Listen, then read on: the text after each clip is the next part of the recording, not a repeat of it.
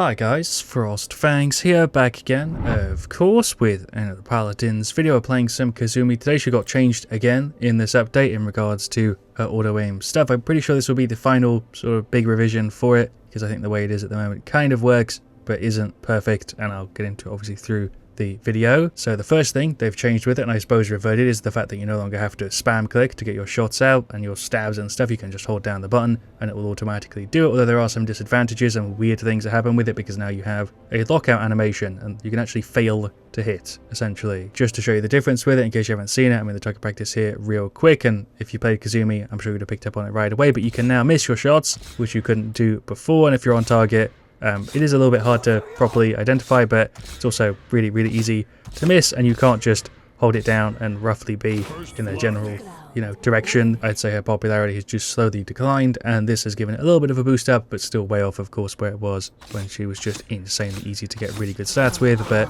she still has good damage, still has burst. She's just a little bit in between where she was and where she started when it comes to like auto-aim stuff. I think this is sort of close to what most people are happy with in both sort of sides. People that hate Kasumi and people that really like Kasumi. I think this is the closest we're going to get. But I'd love to hear your thoughts. The builds are the same. Let's jump into game on. Of course, the build is going to be the same. There isn't really any reason to change it. You don't really buff or move around your auto-aim stuff at all. It's still just the self-heal with like a bit of extra damage on the right click and a bit of extra health. I'm sure you've seen it a ton of times before. It really is a standard for it, but we've got Siege Enchanted Forest for game one, a Khan, Sky, Generals, and another Sky, because I guess we've got the special mode. I do just queue for everything. We're up against Tiberius, Ceres, Yag, Willow, and Furia. I think Yag might give us a bit of a hard time, especially with a double healer, but we'll see. I should go for Spirit Bombs. Empowered Curse would also kind of work for the ult charge, which I don't know if I've actually shown off after it got changed, because it was ult charge and then it was ult charge with a movement speed, and they removed the attack speed buff from it, so I guess I should use this just to show it off. Unfinished business I never really liked. It just doesn't properly fit into our kit, I don't think. I think they should maybe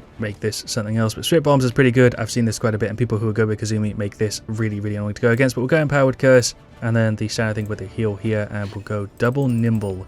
Yeah, do we have cards level 7? No, don't know how we have two Skies. I'm a little bit more confused now, but we've got the Shield, Illuminated Prep, and then Debilitate, then Corrosive Acid, Scorn, Exterminate, Mortal Reach, and Predatory. Let's go on the left side here. I'm going to try and stick to like the shorter range areas, but haven't really played very much with this, so I'm a little bit worried. Pretty good range here, to be honest. I don't know how I was able to hit him. When I was in the target practice, it felt like my range was way shorter than that, but apparently not. It does make a sound, I think, when we miss to the enemies as well, but it might just be to me. I'm not sure. I'm just going to leave my Qs in here, and we're going to reposition. I forget that I can mount up, because of course we're on the mode. I like being able to mount up, even though it is kind of jank. There's the teleport.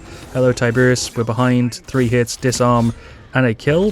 There we go. Pop the F to dodge the Willow damage. Alright, but there's the 0-1. Actually doesn't feel too bad so far. I haven't played a single game with this. I actually just tried it out in the target practice. It's kind of a first impressions. I should have said that at the start. But damage here on the Yag. Right click for the, silence. Big damage here, though. Okay, do we teleport? Is that a bad idea? I guess it worked. We also got the Willow.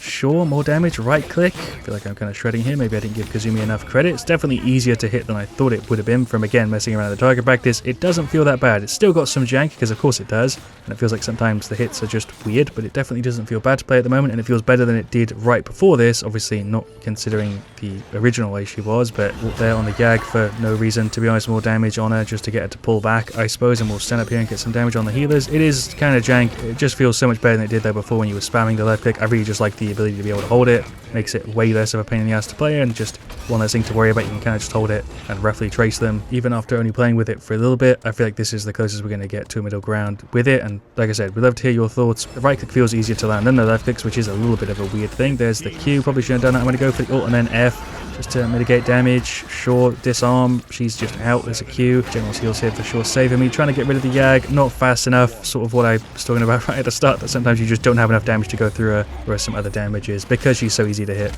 have a bit of a better time. But against squishies, this still feels pretty easy to hit them. I'm still missing shots when I'm inaccurate, but it doesn't feel insanely punishing, and it also feels relatively rewarding. I feel weird like actually not criticizing this and kind of liking it, because I feel like I shouldn't, but yeah, it's just kind of working at the moment. It doesn't feel too strong like it did before. Didn't really hear many people talk about this on social media or in like my comments or anything, so I was kind of expecting it to be an underwhelming change, wondering if maybe not enough people gave it a shot because they thought it wouldn't make that much of a difference. But honestly, this feels like pretty much the ideal spot for Kasumi to be in, where you're accurate, you get your damage, you miss. It feels just sort of, yeah, fair. I haven't gone against like a crazy amount of Kasumi, but when I did, it didn't feel anywhere near as cheesy as I remember it in the earlier days of Get rid of the Ceres here. There we go. Disarm kind of clutch. Pop the ult there on the Fury. Already got rid of the Tiberius. She's going for her ult. Really well timed there. Actually, but I think we can still clear her. But we're definitely going against enough Kasumi to have an idea of what this is like to go against. And it feels, yeah, for sure, just, you know, way more fair, way more even. So right click on the Tiberius. Finish him off. There we go. Nice. Pop the F just to get away. General's heals here have been really nice. I think both of our skies have made it kind of easy for me to just get free damage on people because they're not really paying too much attention. Yag is,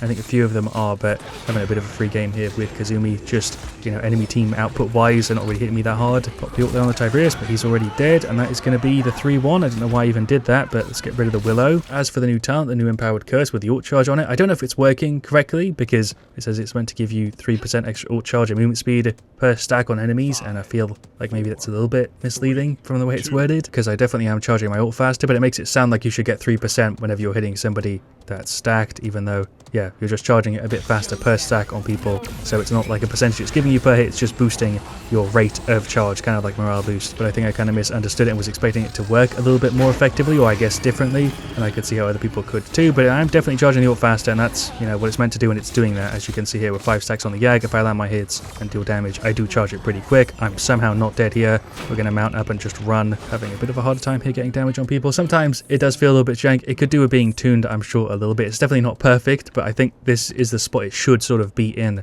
direction wise, even though, yeah, it could be tuned a tad, because there's sometimes where I really feel like I should be hitting people and it's just not giving me the damage at all. Throw the ult there on the Yag. I guess we can charge ult really quick when we've got like tons of stacks on people, so yeah, there you go. See, we instantly got like 15% of that back just from a little bit of damage we dealt after we'd used the ult to get like stacks on people. Hit the mount button and try and run away. I don't know how I'm getting away here. It's like so cheekily by just using the mount. Do we teleport to that? This is a really bad play, but I'm going to go for it. Hello, Willow. But yeah, essentially if you're fully stacked on like a bunch of people, you're going to get a hell of a lot of ult charge, and not just from hitting the person that you've stacked on, which is for some reason how I thought it was going to work. Grab some more Haven and Morale Boost too. I don't know how it's going to work with it. I don't know if it's going to get like some sort of diminishing returns or if it's just going to straight stack way more. I'm going to grab it and I suppose find out and see how it feels to grab it tier 2. Jones with the ult damage here on the Yag. She's kind of out. Never mind. Hello, Willow. I can't really hit you. Just going to F and try and run. Dead there to the Yag ultimate. Team wasn't really doing any damage to it, and I can only take like half her health off. Definitely could be doing quite a bit better here, even though we are working together as a team. Generals and Khan and the 2 flanks, it's all sort of working. We're going to throw the ult on her here just because, again, we do charge it really quick, as you can see. Just damage on it. We got like 25% of that back just after popping it straight away. 30%. Yeah, ult charge is maybe a little bit too crazy on her, but the weapon auto aim stuff does still feel a little bit jank, especially when people are like going in and behind cover. It can be really hard to get the timing on it, but that's also probably me just not playing perfectly with it. And if I actually use the click instead of just holding it throughout the entire fight, maybe it would be kind of better if I just mix in both. But that lockout doesn't feel as punishing as I thought it would. Again, though, I have not heard enough people talk about it, which is, I think, part of the reason why I was so late to cover it, is because I didn't think it was going to make that big of a difference. I thought Kasumi would still feel sort of the same, but it makes her feel significantly different. And I'd, yeah, love to hear your thoughts down in the comments. Into possibly the final round we go, 3-2. Bit of a long game, actually. Going to play a bit differently in this one. Go for maybe a bit of a flank. Dodge the Furia. Sure, we'll just drop some more Qs down. I'm going to push in with the Sky. Triple flank. Let's go. Just completely messed up everything there, and somehow it kind of worked. I don't know if my right click even hit her, to be honest. I think Sky might have just burst her. Sky ult there. Big damage. I think we're kind of shredding them here. Right click for the disarm. More taps. I don't know if I should be focusing her, but I feel like I might as well. Just kind of go through here for free. Definitely a bit of a weird one. Another Sky ult there. Willow has just been left to her own stuff. There's a right click. The right click definitely feels a little bit too easy to land now compared to the left click. I've said that already, but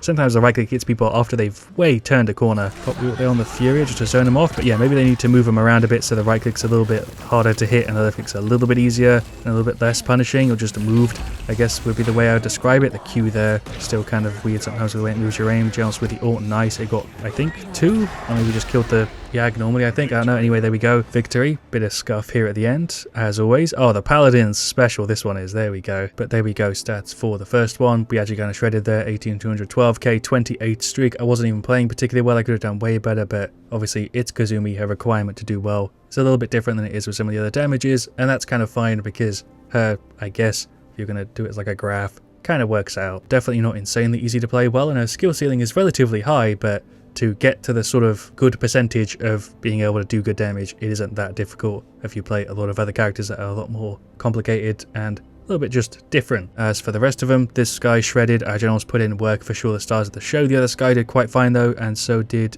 the Khan for their side. Tiberius, Furia, Willow, Ceres and Yag all did pretty standard stuff. I don't know really what else I could say to summarize this video, other than definitely go ahead and give it another shot. Try Kasumi again. Let me know how you feel about her. I'd say that personally, having the fail, even though I thought it would feel horrible in the game, actually ends up making her feel better to play, because it feels like it's your fault when you haven't dealt damage or when you've missed. It's like you've not had the accurate timing and been on target when the thing was trying to hit. And it just feels better, even though you really wouldn't expect it to. Kasumi ended up sort of surprising me with these changes. I thought I would feel completely different to how I've ended up feeling from the target practice and that one match. Maybe if I play a bunch more games with it, I'll start to hate it. It definitely does have some problems. Like I said, it could for sure do with some more tuning. It's far from perfect, but it's better than it was, even though it's still not as good as it once was, because that was too much. You get what I mean. I feel like I've over elaborated on this so much, considering how simple of a change this really is. I'll see you guys all really soon. Thank you so much for watching. Leave a like if you've enjoyed. Of course, let me know also what you want to see me do next. And as always, stay frosty.